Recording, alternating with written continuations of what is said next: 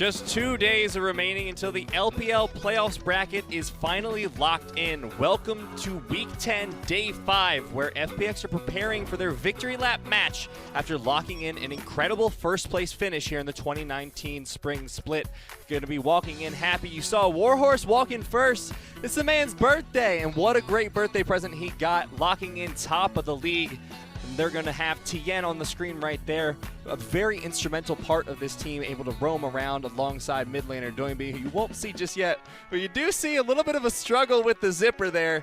There you go. He figured it out. He figured out how to get the uniform together. GlmGoon having no such problems, and there he is, Doinb, mid lane carry for the team, one of the most unique players in the LPL. And on the other side, V5, not going to be as happy today, but you see they still got a little bit of smiles on their faces, except for Corn.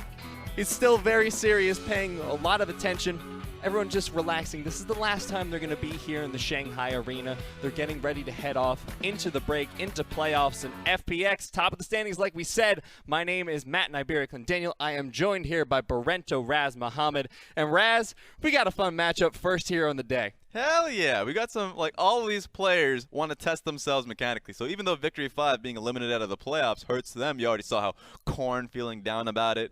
You got to know that he's going to be picking up the LeBlancs, trying to see if he can outplay, especially Doinb today.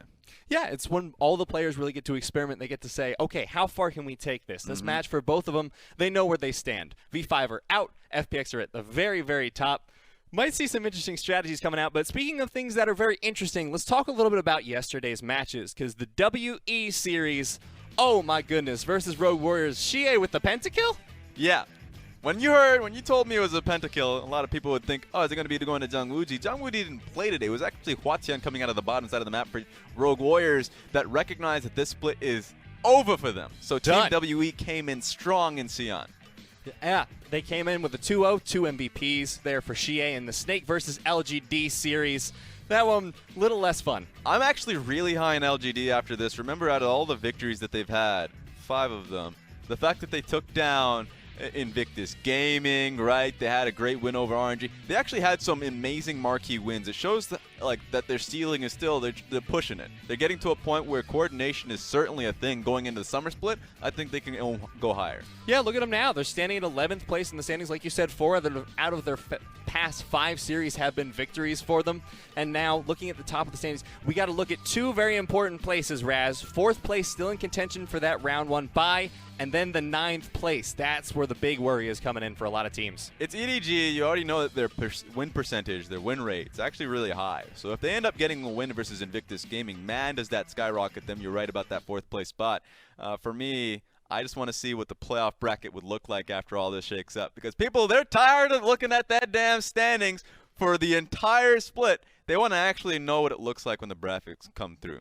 What does it mean, Raz? That's the question. Where does everyone go? Yeah. We got a little bit of contention there for the 9th place spot, the hot potato. Yeah, and for me, it's about the 4 teams that essentially are trying to not be in 9th place. Team WE, BLG, Sino Dragons, JDG, surprisingly, with how good they've had the beginning of the split, they're starting to drop off. So first things first, BLG have to get the job done going up against TOP.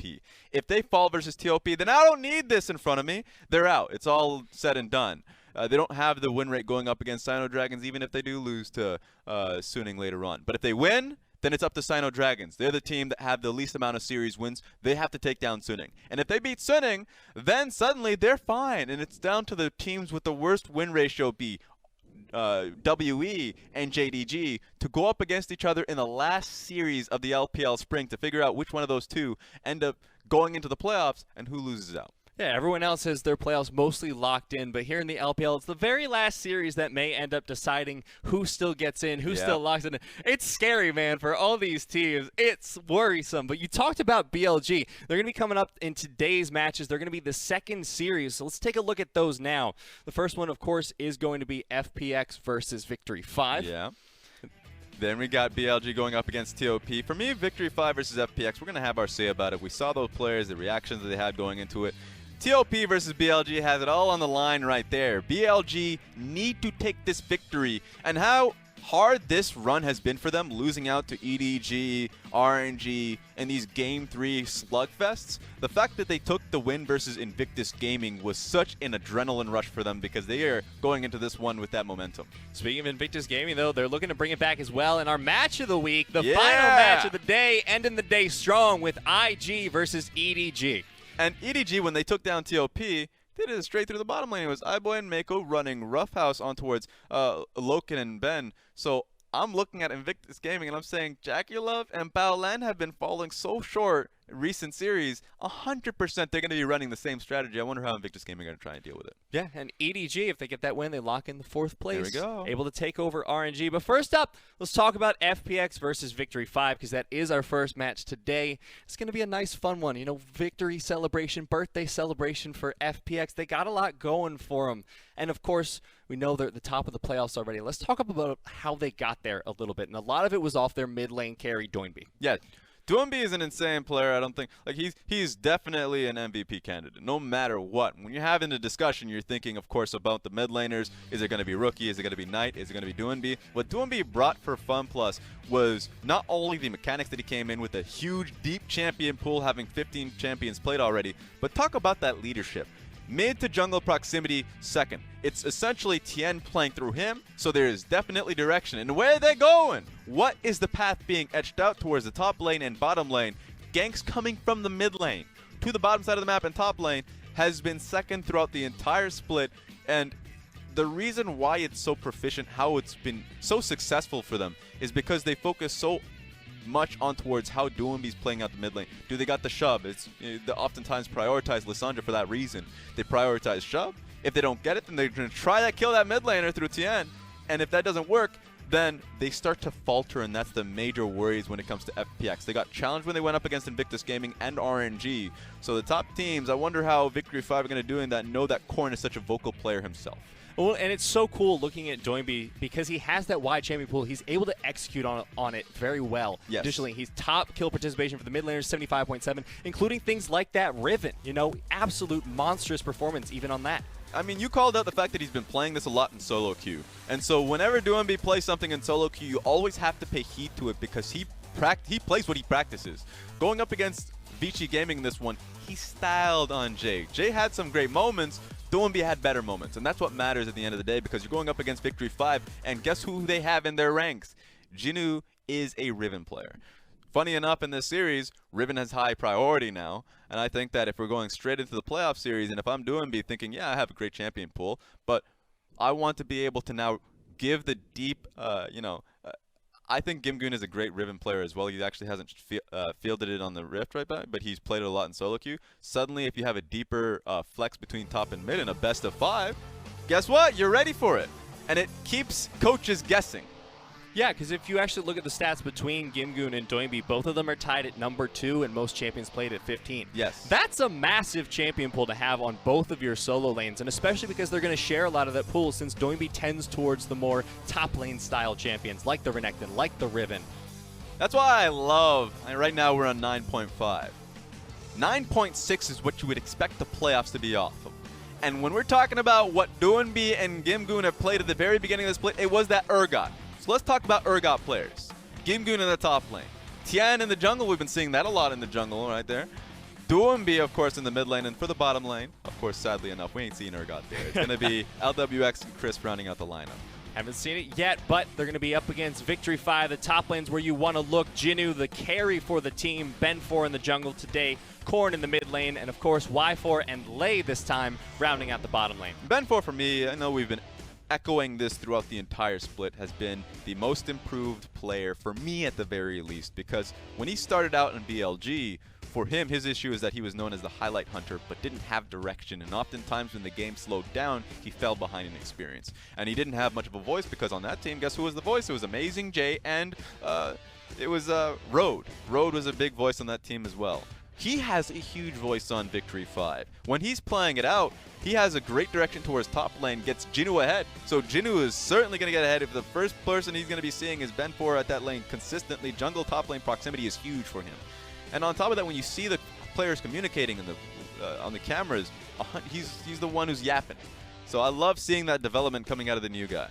And you talked about that top lane focus there, and I think that's going to be big for both of these teams because you look at the statistics. GlmGoon is so strong in the top lane as well, Yep. and when you have to carry through Jinoo, who's been able to provide reliable engages, a lot of damage there for you, it's going to be a lot of contention, a lot of focus going towards the top lane. We even see that in the bans. The Riven is gone. Goodbye. There we go. I mean, I was wondering if FPX were going to dangle that over a victory 5 in game 1. At least say, okay, we'll test you in game 1, go into game 3. Maybe in game 2 we'll start banning out the Riven. But you see Doinb smiling face. He's like, nah, that was only against Vici, my friends. We'll keep the Riven banned for now. It was a one-time only special, but the Sylas, that's going to be locked in there for FPX. Funny enough, if you guys watch LDL, a question first of all, why is that the case? But LDL has been running a promotional video for Sylas, you know, trying to introduce Sylas for all the fans out there. And guess who's the person who's been championing that Sylas pick? It's actually Doinb. Doinb has that promotional video where he's showing what Sylas can do. He's been like flexing and all the, you know, creative builds you can go, creative styles. Every team composition is different when you have a Sylas in your ranks, because if it's an Ashe, if it's a Tahm, Kench, as Victory 5 is fielded, he has a different purpose. So I know that Sylas has been a pretty overpowered top laner, but I expect it to be a great flex for Doinb as well. And he's a flexible player as well, so depending on the ultimates he gets, like you said, he plays differently. And speaking of differently, we got the bottom lane here. We're going to see the Kog'Maw coming out. We've seen this a lot more recently on 9.5. But not a blind pick Kog'Maw. When we see a Kog'Maw out there, it's because they know they're going up against the Kai'Sa, Kalista at times, knowing that the Kog'Maw has the range. And when you see the Hail of Blades pickup, it's like, great, you have a great laning phase going up against a Vayne as well. This time around, FPX are just trying to push it. They say they know that they're number 1 in the standings right now. They're trying to challenge Victory 5's bottom lane to say, well, pick against us, because we're going to be doing quite well in the mid game when Kog'Maw gets his 2 items. You guys have to do something to be able to stop us in the early laning phase. And they already focused out those 80 carry bans with the Kalista and the Lucian off the field, but now we're in the second ban phase. Victory 5 were able to pick up the Jarvin for Ben 4. I wonder if FPX just outright bans the Vayne. Vayne is a great pick into the Kog'Maw once the laning phase is over. Once the towers go down, you can isolate it in side lanes, and also you get a freebie once you know, the Braum gets picked out, because Braum can't bully you within the lane. And also, when you try and go all in team fights, who's going to nail you down with a point-and-click CC? It's not going to be Braum. Perhaps can be the Sylas, but that's way more easier to dodge out. And so if I'm Y4, you pick the Vayne. But if I'm FPX, you say, okay, we locked in Braum and Kog'Maw because we know we will smash the Vayne within the laning phase because we have the range. It's all there. So it's a trap that FPX are willing to throw out. So far, though, FPX look to be putting the ban focus towards the mid lane, trying to take picks away from Corn, and V5 in return want to take away the pressure from Tian, getting rid of the Rek'Sai, such a strong jungler, and the Kindred as well. That's an insta-lock there for the Viktor. And you see the Jayce there, so that has to be Viktor mid. That would be crazy to see Corn picking up Viktor mid, unless if it is, we saw this earlier on the split, Viktor, Tahm, Kench in the bottom lane, knowing that once you have your first evolution, that you can start wave clear pretty easily. So I want to see what our last pick is for Victory 5, because this is a really fun composition that they have that really amplifies team fighting. FPX pulling out the Yasuo. We've seen Doinb play this one, very proficient on the champion, but do you think this could be a flex pick for them as well? I think that's just going straight to the mid lane. Doinb loves his Yasuo play, and when he gets the chance to pick it up, he's going to go for it. Yeah. One thing that I want to see is what knock-up is available for him.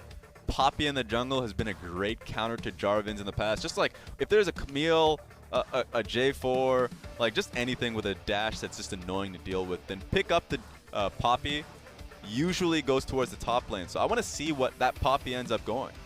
Could be the jungle. We've seen it a few times before. So that would give you the opportunity to shut down the Jarvin, like you said. I have seen a few Sylas jungle games is where I'm throwing this, because almost certain that they're even flexing it right now in front of our eyes. They're just saying, all right, we're going to force you to wait to 20 seconds before you actually know where you're going up against. The issue with Sylas jungle is that he just has a fairly slow clear time, which you would be surprised about, because essentially his passive just gives him so much AoE. But the issue is that, once again, if you're going AP, then of course the Raptors just destroy you. You don't have the vitality with your HP to be able to deal with it. So it's going to be a jungle Sylas. Very strong ganker, though. Unsurprisingly, Scund and Abduct does a lot for you if you're looking for a gank within the lane. So that means if you're going up against the Jarvin, guess what? You have Cataclysm yourself. Yeah, that level 6 is so scary, especially for a jungle Sylas. And look at the ultimates. You already mentioned the Cataclysm, but he can also get the Abyssal Voyage there, making it a 4-man gank if he wants to from Doinb. Yep. They have so many options with this jungle Sylas pick. That's why I just want to see what his clear is really like, because one thing that could work out well for him is if he can do red, Raptors, and Krugs, then excellent, right? That's all you really need to be able to do. My worry is that, you know, you require quite a bit of mana, and on top of that, something you'll lack is the HP, as I already mentioned, the armor that you have. The base armor is not high enough to be able to deal with the Krugs in particular. So I want to see what his pathing is like, and if he ends up going for a really early gank on towards mid lane, that would be really fun. Essentially, it's Tian trying to flex and say, what can I pick up here? If it's successful today, then almost certainly when it comes down to the semifinals and playoffs, you have to fear it going into the jungle. See how much fear they're able to instill in the hearts of Victory 5 as we open up on Game 1 of FPX versus V5.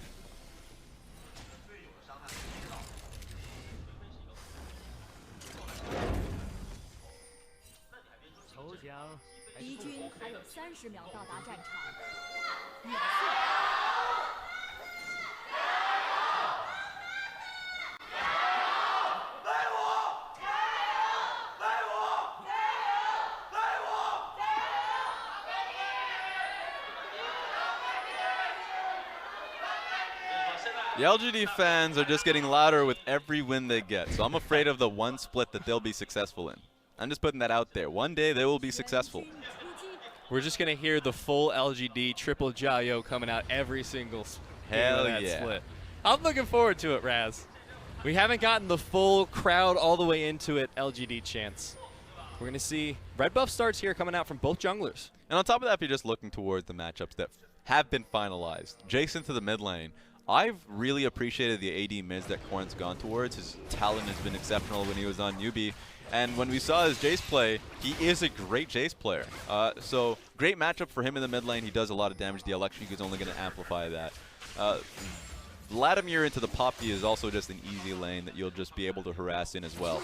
Poppy will have the ability to shove you under towers, so Ben4 should be playing towards bot side early, but he can then go top side if he wants to be able to just go into the blue buff for, I would say, second, maybe around minute 8. But as of now, I just love the early game that Victory 5 had. With those winning lanes in both of the solo lanes for Tian on this Sylas, what exactly is he going to end up doing? Where does he prioritize? Does he just farm up? He just farms up. I mean, realistically, if we're talking about early ganking that comes through from the Sylas, it is strong to be able to layer down CC alongside Doinb or maybe through Chris. But if he ever deals with a counter gank, he gets blown up. Thankfully, he has Aftershock here, so the initial armor and magic resist that he ends up getting is nice, but it's just not going to be enough from the Conqueror's pickup that Ben4 ends up having for himself. Ramp up AD and, of course, the true damage that he gets off of his passive. Of course, he procs it onto you as he wants, but if it's a new target, then that's also something you have to worry about. That's just 49 raw, unmitigated damage, just without any AD. So that's something that Tian would have to worry about if he ever goes up for a gank. So, unsurprisingly, he's just going to try and farm it up. Looking to steal the Krugs up here in the top lane. And also, I mean, it's interesting to think a little bit about the jungle pathing right now because Ben4 has the scuttle already on the bot side, keeping his bot lane safe. So, looks like maybe a vertical jungle coming out from both sides. Ben4, he can't go for the bot side scuttle because right now Crisp and LWX are doing too well. And ever invading into a Braum side, that's just suicidal.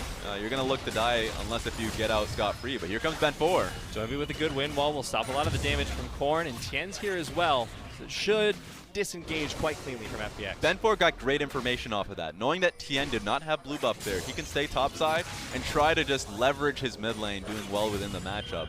So expect him to stick around here for a little bit longer. He knows that Tian's going to have some difficulty. Even threw down that, blue plant, I like to call it, Skyre's plant, whatever. Just to see that he's on the blue buff now. So that's where I want the observer looking. I know there's a lot of action happening around here, but Jarvin is where the action really is going to end up.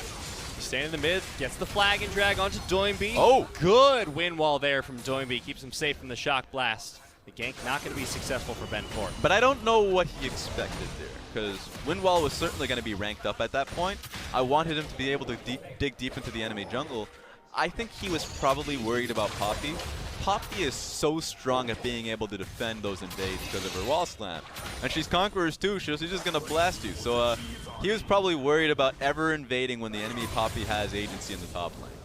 It's also interesting to look at the lanes. I mean, we were talking about how both the solo lanes for FPX are going to have trouble in the early game, but so far, thanks to good play from Doinb on these ganks, he's looking pretty healthy here in the mid lane. He even has a one-wave CS lead. Yeah, he's doing real well. I think the only concern here is once you start to see, you know, some lethality get picked up from Corn, then it'll be a lot easier. But here we go. Ben4 still at least has a good idea of what Tian's passing was. He's tracked them completely from top side to the bot side. He just can't do anything about it. Like, if he invades right now, just look at Braum and Kog'Maw. They're fairly aware of this. Ben4 cannot flag and drag over here. My God. Spending a lot of time doing it, though, so Tian just having the better positioning from his team. And yeah, Ben4 will be able to get the scuttle most likely, but Tian, he's happy with this. You know, he's getting to farm up. And he's farmed up real well for himself. That's Krug's top side, Krug's bot side. So certainly he's going to have the experience lead. Already has the 1 level advantage over Ben4 because of all of that. So yeah, Tian's gotten to exactly what he's wanted. I mean, the biggest weakness was going to be pre-6 for him in any ganking experience. Now if he gets to level 6, he can look towards the Jarvin, as I already mentioned, get Cataclysm, and then easily have gank pressure throughout the mid lane. Ben4 needs to get a little bit more done here if he wants to keep pressure up. And one question that I had was, is Doinb going to have a knockup for himself? But Abscon and Abduct, the Abduct portion of it is a great knockup. So remember, if the Sylas ends up going up against the Yasuo, he picks up the ultimate. He can use the Yasuo ultimate while he's abducted someone. So very easily, Doinb is going to have that same motto. So nothing changes about FPX's playstyle. Tian is going to be playing through mid lane. I'm afraid if I'm Corn. Yeah, and look at that. As you say that, Tian already positioning toward that top side of mid. They're going for the invade onto Ben4 now. Not quite level 6 for either. Got him! Doinb. There's the level 6. There's the ultimate. They're chasing down. The exhaust goes out. First blood in favor of Tian. That's what they were looking for. Picture perfect. Doinb hit 6. They look for an invade on Raptors. So even though Ben4 had been tracking Tian and Doinb for quite some time, doesn't matter. They know your Raptors timing, and that's all they need to look to try and get the fight happening. Now Tian once again going for those Krugs. His experience lead is just getting bigger and bigger as this game goes on. Yeah, he's a big boy now. He's huge. At this point, I think the top lane dive is what I'm going to be worried about, because Jinoo, I had talked about minute 8 what I would be expecting Jinoo to start like pushing back into the matchup, but now he doesn't have the help of his own jungler. Oh no, Tian's going in. He has the level 6. No ultimate available just yet. There, he stole the Cataclysm. Ben4 half health. Tian just going to force him off. Yeah, don't use it just yet. In fact, if I'm Tian, put that in your back pocket. Steal red buff, go back to base because you don't have too much mana. Okay. They're going in. They stop the flag and drag. Steadfast presence. There's the keeper's verdict. Forces out the flash. This is so much that Ben4 is losing out on.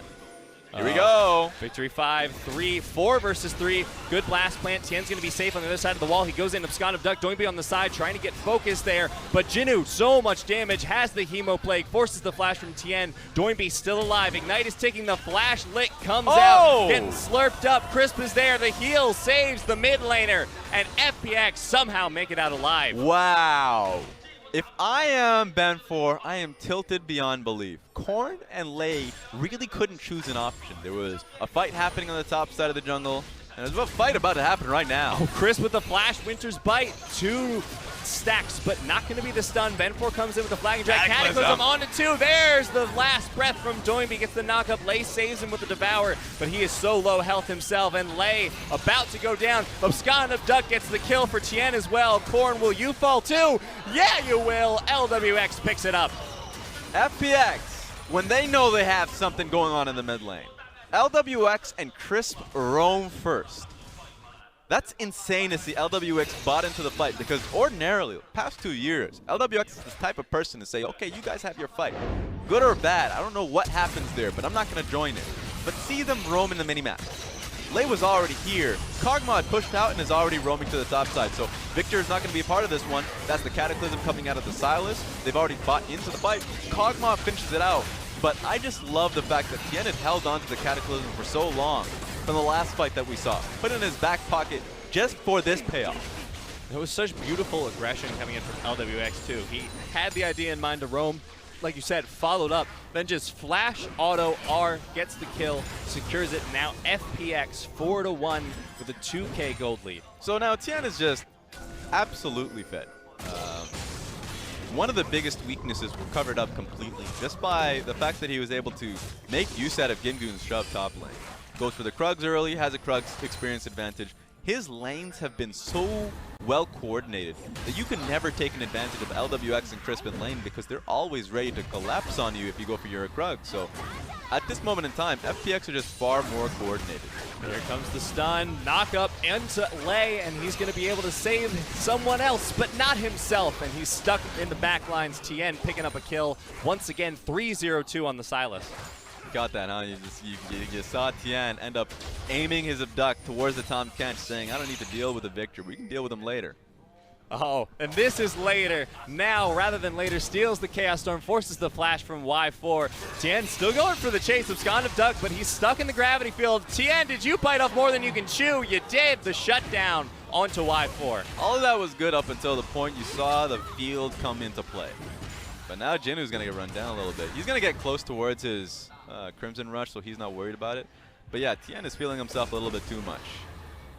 To be fair, was 3-0-2, having a great game, but now Ben4 looking for the gank on the backside. GlmGoon already goes in, Hemo Plague as well as the pool blown for Jinoo. Able to get the Crimson Rush, forces the flash away from GlmGoon, but they won't be able to follow, and GlmGoon makes it out alive. Great timing on the pool though, because GlmGoon ended up using his ultimate, but just as he had used the ultimate, the animation comes out and Jinoo pulls right down as a result. So great timing, unfortunate that GlmGoon ends up getting away anyways. Just need something from Victory 5 to start working, and I guess that's one of them.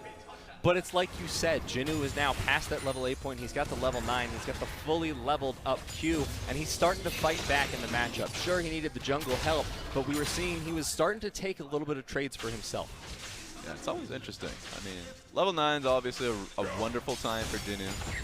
I thought minute 8 would be nice for him simply because that's when the next blue buff would be able to spawn up. That's when you would look to prioritize that and take that away from Tian. But with all of what's happened for the first 10 minutes, Jarvin's not even thinking about that. He needs to go in full recovery mode for himself, who's a level behind, I'd say a level and a half, with how much kill experience that Tian's received for himself. And then this bottom side of the map needs to get some help too because Kog'Maw is incredibly well farmed up. So it's a lot that needs some work. Ben4 and V5 as a whole are in a lot of trouble here because, like you said, every lane is pretty much winning here for FPX. They still have the gold lead. They have eyes on the objective ahead, and Tian just keeps invading, keeps going aggressive, and he's just chasing down Ben4. Oh my and God. the abduct. That's going to force the EQ from Ben4, and now Tian just going to steal away the wolves. But in the bot lane, LWX in trouble. Great Glacial Fissure. Will he be able to take out Y4? Yes! Doesn't even need the passive to do it, and now Lei taking a little bit of damage on his own. We didn't get to see how that all started up, but that was still a great call between Y4 and Lei, even if they fell 1 for 1. All right. There's the ultimate. Last breath for Korn. He's dead. Another kill there. Doinb 103 has the shiv, forcing out the Abyssal Voyage from Victory 5, and FPX still have massive control over this game. Yeah, and Doinb gets the full 160 from the tower, being able to pick that up. But once again, Lei and Y4 must have played that out well. It was Crips going all in, but the ultimate from Victory on top of his own W, yeah, that's going to do a lot of damage. So I think that was mostly on Y4 that got the job done. Now we look back towards the top side, and Jinoo, like we said, starting to push out a little bit, but GlmGoon is keeping the pressure up. And this is going to allow Tian to start up this Rift Herald, or at the very least get some vision around it. But now, FPX as a whole need to figure out how to keep the pressure going. Yeah, their lanes are winning, but you don't want to give Ben4 the opportunity to get his lanes back in the game. I think the bottom lane is the easy target. The only worry here if you're FPX is that it's Tahm, Kench, and Viktor, one of the hardest lanes to try and dive. But what we've seen from FPX, when they went up against Sino Dragons for sure, is that they can deal with that quite easily. They don't have to look for an all-out dive. Just chip on towers, all you really require with Doinb and Tian leaving their lane. So it's a strategy that they've had. They still need to do their best to upkeep the vision from mid to bottom side. You already see a control ward that's being played from Lei and Y4, and they're doing their best to take down the Scuttle Crab. There we go. So this is actually FPX falling behind in what their strategy was all set out for. Tian was here for a reason. Take out the full control wards here, I mean the vision, and be able to get Doinb coming to the bottom side unseen. But now that Scuttle Crab that's already been taken is going to make life harder. Control ward will be cleared out. Tian going for the engage again. Doinb last breath once again. Ben 4 so low, but he lost the Cataclysm in there. Tien's got it now. I don't understand why Ben 4 was trying to contest that ward. You had the Scuttle Crab. Be happy with what you got. This is when, you know, you're that grumpy old grandma and your kids are still asking for more. iPod 8, iPod, like what's happening? What did I just buy you last week? They got what they had, and they're not really getting many resources for themselves, so they should be happy with the information that Lei and Y4 have for the bottom side of the map. Now Tian continuing to go aggressive here, but he's in a 1v3 situation. I don't like his chances, so he's going to stop going for it. And they'll hand over the blue buff to Y4, but all the while, look at this bot lane tower. Wow. I mean, what the hell was the point then? I like the blue buff for Viktor if he was able to hold the bottom lane wave a little easier. Of course, he didn't have his evolution on E just yet, but they lost the bottom lane tower while all that was happening. I think at this point, they're just trying to scrap for something. They're trying to get as much as they can, but they're not focused on what the most important objectives on the map are. Most important objective, mid lane tower and bottom lane tower. What are they losing? Exactly those two. They're giving away exactly what FPX want, getting so little for it. Even Doinb poking down Ben 4 under tower on Yasuo. It's not a good look here for Victory 5. Tower, a little bit of health left, and FPX will back off, wait for the wave. Like, thankfully, Tahm Kench is going to be here just in time for the next wave if FPX were to stay on the tower. But they're smart enough to recognize that that was not going to be the case. But with how much Victory 5 lost, and when you criticize a losing team, a lot of it has to be within the context of what could they have gotten in the best case scenario. Best case scenario, you had the Scuttle Crab bottom lane. Jarvin is hovering over bottom side, so Doinb and Tian, once they pick up the complete wards, they try and go bottom side. You have vision of them doing so. You can fight that. But they lost the bottom lane tower for all of that while having Viktor defend the blue buff for himself. It's nonsensical. It's something that you don't like to see from a team that's actually trying to learn. If they're trying to keep this team from, you know, split 1 to split 2, you want to see strategical advancement from the squad, but it feels like these are the mistakes they've been making since week 1. A lot of misprioritization still coming out, and if you look, FPX have rotated their bottom lane top, which gives them a lot of pressure around this Rift Herald. But they're losing. I don't care about the Rift Herald. Tian doesn't care about the Rift Herald. He's trying to keep their attention waning because top lane's the major priority. Kog'Maw's having at it at this tower. Already got it down to less than a third health. LWX just by himself, he's sitting happy. Not quite to that 2-item tower spike, but he's close. Doinb, what are you doing, want to go in, but not yet. So I like the initial idea from Doinb. But then he went past his own wind wall. Never do that. But still, Doinb is keeping his job. Very simplified. Wave clear mid lane. You're so close to being able to pick up that top lane tower, and no one's contesting the Poppy and the bottom lane. There's just so much pressure coming out of FPX at this point. In Victory 5 don't seem to be able to prioritize properly. They lose the vision around the Herald, they lose the lane towers, there's nothing they seem to be able to do. When Victory 5 in the past, when they've gone up against BLG, I think week 3, you know, when they put into positions where they are behind, so like strategically every lane's shoving against them, they tend to get frustrated, which can be a strength, right? They realize they need to attack at some point, and most teams aren't prepared for a team that's ready to just go all in mid lane, send the Tahm Kench in, see if they can get any poke down. But this time around, remember, we're in week 10. We're nearing the end of the split. You're going up against the best team, statistically. When that happens, you realize that it will not work. They got a lot of chip damage on the mid lane tower. They weren't able to get the kill onto Doinb. They weren't able to then force FPX to answer through mid. So now they're back at step 1. And I think that Victory 5, they're in a position that's really hard to get back.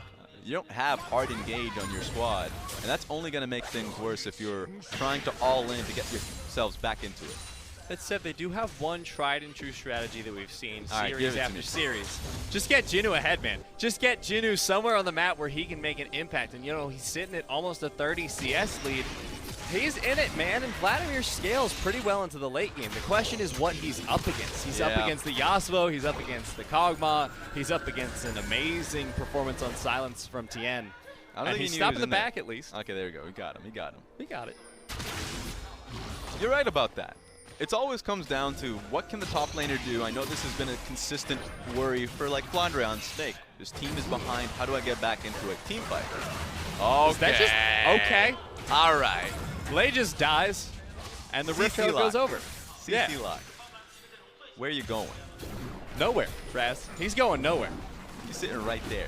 Now FPX, knowing that they got the Tahm Kench. Tahm Kench is so integral to Victory 5, trying to stay underneath these towers. Good luck. There's the Herald. Doesn't even have to use any health there, but of course that does kind of seem like a bit of a waste. Shelly gonna die. Oh, she might get the first hit on the second. Yeah! There it is. All right, you lived well, Shelly. You got some damage down. We're proud of you. What items can LWX get off of this one? Because that was a good shove, and he was able to get a base off here.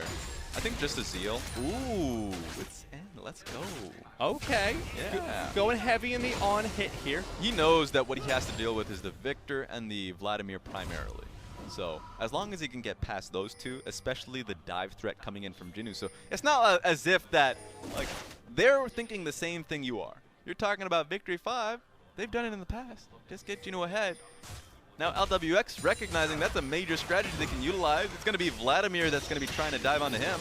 Keeps himself topped up. I love that strategy. Well, the whole theme of this entire game, right, is V5 think we need to do this. But what are you losing in response? And now you have a fed Kog'Maw who's he's working towards his third item. He's already got the 2-item power spike. In the mid lane, Doinb's got the eye edge. He's got the shiv. So they're giving away a lot of items to these carries that you cannot let outscale you. But V5, once again, don't have an answer. And now the second dragon of the game going over to FPX. I mean, Baron's on the field too. Yeah, Baron is going to be a primary focus, right? For a team that, whenever we have discussions about outscaling, you always have to have a deeper point of like, well, in what way? Because from FPX's point of view, they have some limited range. Kog'Maw's range is, unless if Jinoo just gets out right soloed here. I really hope not for his sake, wow. But the Hemo Plague not going to be able to heal him just yet. Perfect pool timing, has the rush, forcing the flash away from GlmGoon. Oh no, Lei slurps the wrong target. Well, there's a French kiss right there, but GlmGoon, I think he can get out scot-free. And look at what we have here. Raz, it's almost like we were just talking about this and talking about V5 misprioritizing. Sending 3 down into the bottom lane. The Baron's now in contention. They stop Ben 4 from going in. He flashes into the pit, gets taken out, and FPX secure the Baron and lose nothing. That was a great response. Instant from FPX the moment GlmGoon was going for that 1v1 from Jinoo. And yeah, I mean, Victory 5, remember, Ben 4 had the wards there for Baron, so they had the vision because FPX had already put so much pressure to the bottom side of the map initially. So they had all the information. They just took that risk to get Jinoo ahead. He was falling so far behind in the 1v1 that they felt like they needed to have him there. Think in a world where he gets soloed out or he loses his flash and has to go back to base. FPX were going to go and do that anyways. They're going to try for Baron buff knowing that Jinoo was off the map. So it was a good and calculated risk, but with how far behind, this was just going to happen. I like the fact that Ben 4 still got into the pit. What HP were we talking about with Baron? 570, that was smite range. He just couldn't get it off because that was a perfect smite coming in from Tian. Unfortunate for him and Victory 5 as a whole. I mean, we look about what we set up for FPX as the problems they might run into. Tian with the slow clear, Doinb with the early laning, LWX as well potentially, and GlmGoon once they hit that 8-minute mark might start to get pushed back against. None of that has happened. None of that has been a problem for FPX this game.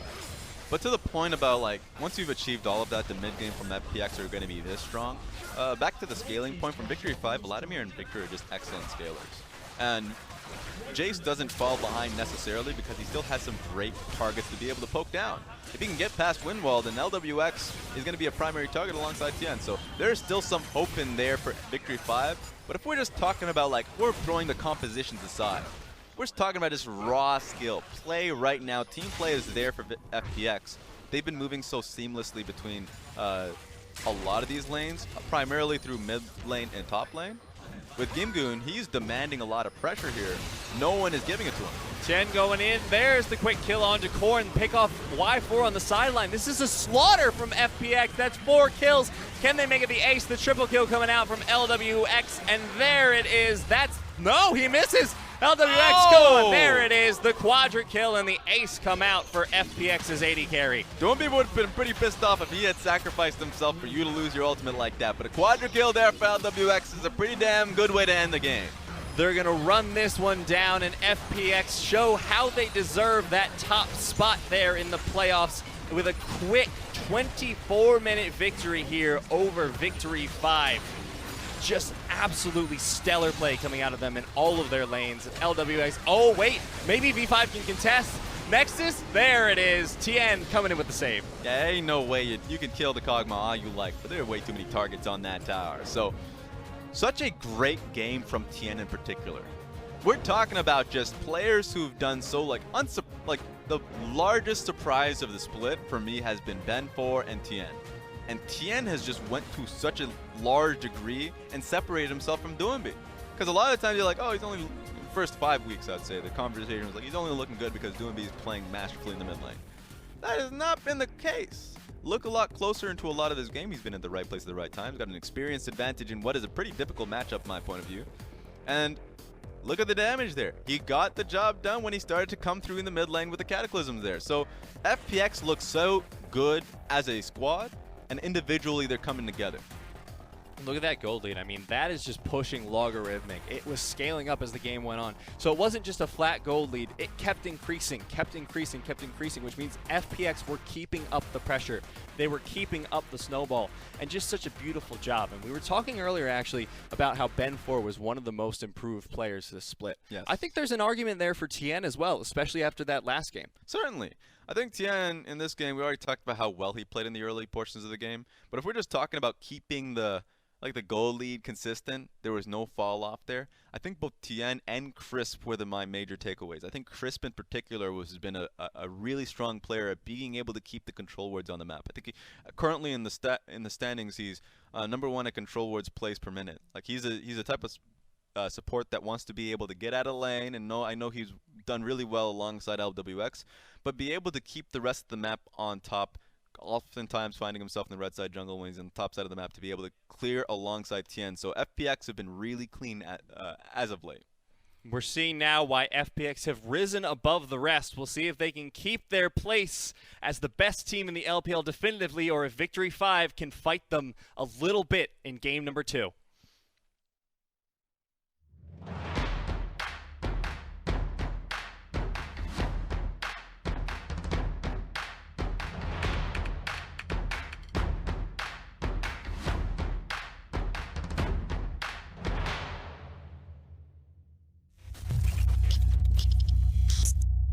Hello everybody to week 9, the final week of Raz's recaps. Man, we're already on the last week and we're moving towards playoffs, so it's time to catch you guys right back up. It's going to be starting off for our first series.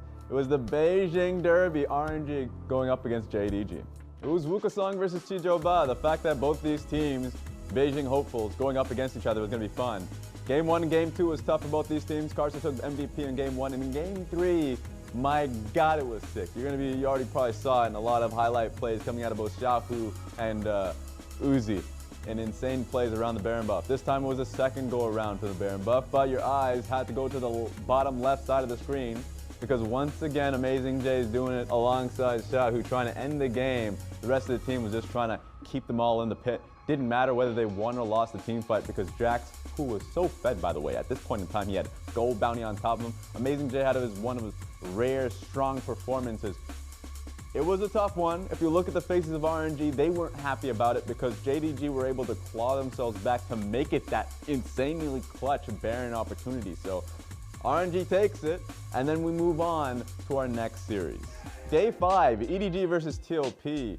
This was when our eyes were going on straight towards the mid lane matchup because a lot of people are looking towards what Knight did to Doinb last time around. TOP solidifying themselves as the strongest team in the league, and when they took down FPX, they had a pretty handy performance coming up to this point in time. But look at this game 2. EDG nearly perfect game TOP in game 1, and then we move on to the second one, and Knight couldn't do anything. It reminded you of MSI Pawn picking up the Morgana versus Faker's LeBlanc in Game 5 because at that point, he couldn't find a way in. The new Morgana, the first time we're going to be able to see it in the LPL, in the world, honestly. And every single time he tried to find himself in a flank in a 5v5, Morgana shut him down with a dark shield, dark binding, blow you up. Scout went off in this particular game. It's kind of sad that iBoy was taking all those MVPs. But you gotta love EDU's drafting and their discipline to be able to clean this series up 2-0 in quick fashion. And now we're at the end of the week. People call this match of the week. Nah, it's the match of the split. Finals rematch of RNG versus Invictus Gaming. And I know at the beginning of the week, you got to see amazing Jayce at the top lane. The announcement came out. Zatai is back, and he came in hard in this series. It was a back and forth performance between the Shy and Zatai. You already saw it in the Penta, the highlight moments coming through. The Shy came in huge, but if you look at this play in particular, you got to see Rookie came out with the Sleepy Trouble Bubble. He got his Zoe right back. They kept looking to make picks on towards the AD carry. And so when you start to zoom it back up, you see RNG try to retake position around the mid lane. Then you see Kennen look to take the pick on towards Kalista.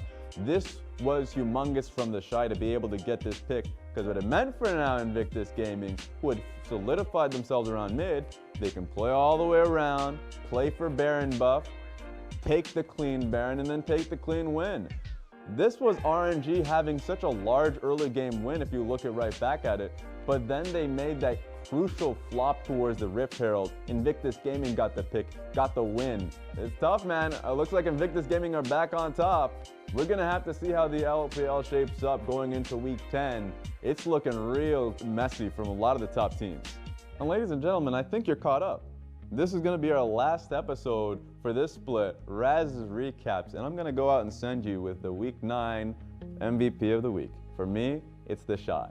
Every week he comes in and he has highlight performances, highlight plays. When he was picking Vlad into the Rise, sure he lost that game, but he had an insane solo kill to be able to get his team in towards the mid and late game. That Kennen play you saw, excellent. And then you guys are going to be seeing it on multiple highlight plays going across the world. It was number 3 on Reddit when he was able to have that outplay against Karsa and Zatai off his Sylas play. Easy, the Shy takes it. That's going to be it for me in the spring split. Enjoy week 10 and enjoy the playoffs coming right up.